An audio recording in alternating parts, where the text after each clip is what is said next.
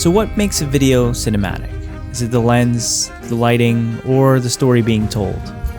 What if I told you that it's much more than that? That it's a culmination of everything that you see from your favorite films. And sometimes it's hard to describe what it truly is. We try to recreate these with the tools that we have, and honestly, we aren't too far off if we just work on every little element of the film. The way we pick lenses for a certain look, the flowing movements of our cameras, the sounds that immerse ourselves into an environment, and the feeling we try to tell with our stories.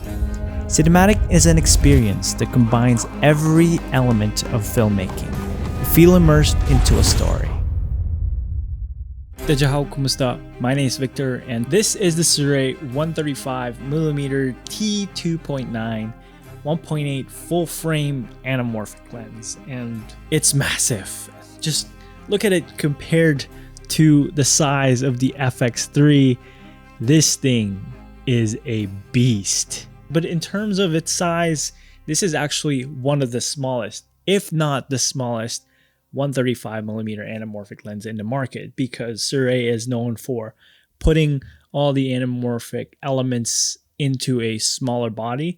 That's what they're marketing for, and also a more affordable anamorphic lens so that everyone can access these type of lenses. And this one is no different in the performance. The 1.8 times squeeze is actually super wide, and it's kind of the anomaly in terms of their full frame lineup, because their full frame lineup is they're all 1.6 times crop, and this is the only one that's 1.8. I have no idea why.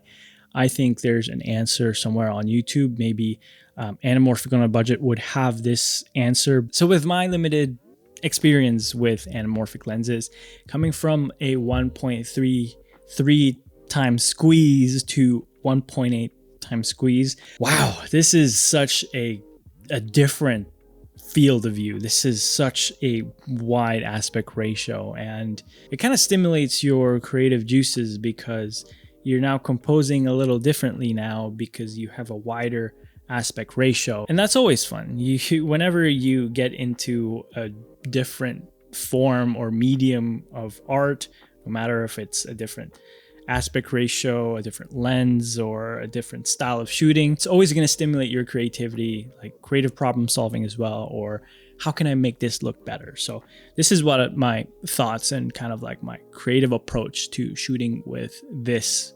135mm lens from Sirui. One more thing about the focus ring is that it only has a 120 degree focus throw, and for such a long focal length, when you're trying to focus, especially at T2.9, it gets very shallow and it's very sensitive when you're trying to focus. And you want maybe a 180 degree throw with this one so that you focus more precisely. But once you shoot with it a few times and you get used to it, like it's easier to focus, but it would just be nice to have a more precise or a longer focus throw with this lens. Let's talk about the image quality and the anamorphic characteristics that comes from the Sirui. So far, the image quality is amazing. I have no doubts that this lens will produce really beautiful images, especially in the right hands. I mean, the lens is sharp enough and it's not too mushy. The barrel distortion isn't too much as well. It's just subtle, it's there, but it's one of the characteristics of anamorphic lenses, and you see this in movies or TV shows.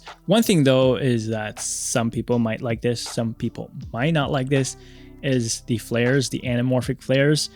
This is pretty evident, and that it still shows blue flares, and that's what they're kind of going for this lens. But to me, I wish it was kind of like their 35mm, the carbon fiber one, the smaller one, and that one has neutral flaring. And I wish we had the option of kind of changing the colors of the flares, because sometimes it's just too in your face or too distracting for the image to have these flares, especially if you have like really big bright sources that it's casting an overall blue tint on a lot of the image. So overall, not too bad. You still get a decent anamorphic look with this lens. Okay, so overall thoughts about the 135mm from Sirui is that I think this is a specialty lens that if you're just starting to build out your kit, you might be better off getting the 35mm first, because that will cover you to everything that you need. You can go wide with it, you can go close-ups with it. But with this one,